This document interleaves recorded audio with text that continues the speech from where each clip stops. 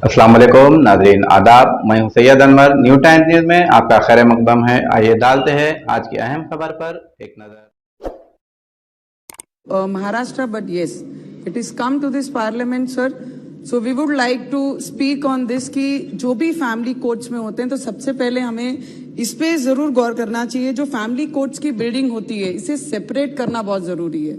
जब भी एक आधा फैमिली कोर्ट का विषय आता है कोर्ट में तो वहां पे छोटे छोटे बच्चे अगर उनके साथ आते हैं तो बाकी जो क्रिमिनल्स उस कोर्ट में आते हैं उन्हें देखकर एक अलग सी माइंडसेट बच्चों में निर्माण होता है और उससे बहुत ज्यादा आने वाले समय में उन फैमिली में बहुत ज्यादा प्रॉब्लम्स आने के संकेत हैं। तो इसलिए अगर फैमिली कोर्ट की बिल्डिंग अगर सेपरेट करते हैं प्रीमाइसेस, क्योंकि वहां बैठने के लिए उन्हें जगह नहीं होती है, वॉशरूम जाने के लिए जगह होती नहीं है, बच्चे अगर छोटे हैं, कोई 1 साल का लेके आता है, कोई गोद में लेके आता है, कोई साथ में 3 साल 4 साल का बच्चा है, तो उसके लिए वो सब सुविधाएं होनी वहां पर बहुत जरूरी है।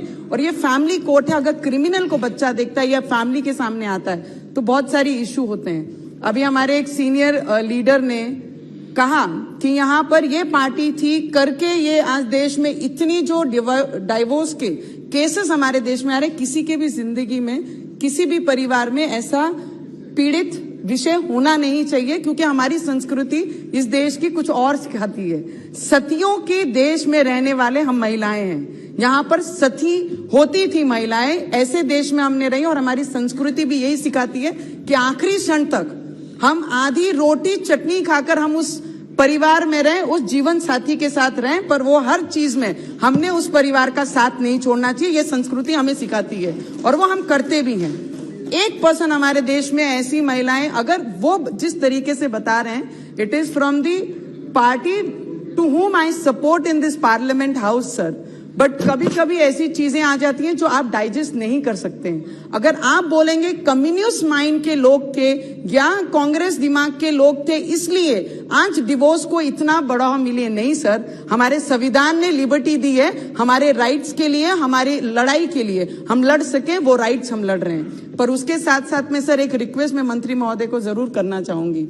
सर काउंसिलिंग जो सेंटर्स बनाए हैं हर डिस्ट्रिक्ट में कोर्ट में जाने से पहला, उसमें जो पीड़ा महिलाओं को होती है, कोई माने नहीं माने सर, हम बोलते हैं हम बोलने के लिए बहुत स्ट्रांग है, हम लड़ सकते हैं, हम अपनी मजबूती से लड़ भी रहे हैं, पर अगर आप बात करें जब डिवोर्स की बात आती है, कोर्ट में जाने की बात आती है, जब परिवार साथ छोड़ देता है, अपना खुद की माँ, पेरेंट्स, अपने भाई, अपना परिवार आपकी साथ छोड़ देता है, जब कोर्ट में लड़ने की बात आती है, उस समय सच्ची पीड़ा उस महिला को पता लगती है कि कोर्ट में मैं किस तरीके से जाऊंगी, जिसने कोर्ट का नाम सपने में भी नहीं सुना, जिसने काउंसलिंग सेंटर का नाम नहीं सुना।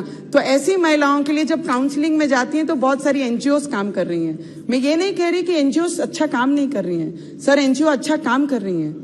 अगर उसकी जगह पे कोई एक्सपर्ट्स, एडवोकेट जो एक्सपीरियंस है वो अगर काउंसलिंग करेंगे तो मुझे लगता है जो समय 10-10 साल का कोर्ट में लगता है, सर अगर किसी की भी शादी टूटती है, डिवोर्स होता है उस एज में, 30 एज में, और 10 साल अगर उसको कोर्ट में लगते हैं, आधी जिंदगी उसकी निकल जाती है सर। उसका रीमैरिज करना, उसका दूसरा संसार बिछाना बहुत मुश्किल होता है।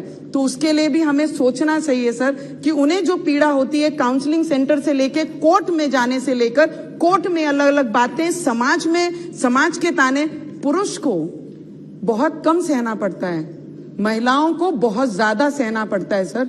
उसके बारे में अगर हमने सोचा, this is not related to this bill, पर मैं ये चाहूंगी सर कि काउंसलिंग सेंटर में एक्सपीरियंस एक्सपर्ट्स लोगों को अगर आपने बिठाया, कोई रिटायर्ड एडवोकेट्स को बिठाए, तो उन्हें काउंसलिंग करेक्ट तरीके से वो दे सकेंगे और महिलाओं को बहुत बड़ा फायदा उनके भविष्य के लिए हो सकेगा सर।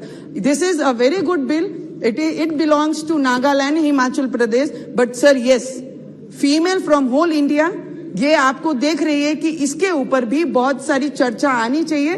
जो समस्या महिलाओं के लाइफ में आती है, फिर वो यंग एज हो या मिडिल एज हो या 50 क्रॉस करती हो, उसका ध्यान हम सभी को रखना बहुत जरूरी है। बिकॉज यस, महिला is the power of this India और हम महिलाओं को ऐसे कमजोर होने नहीं दे सकते।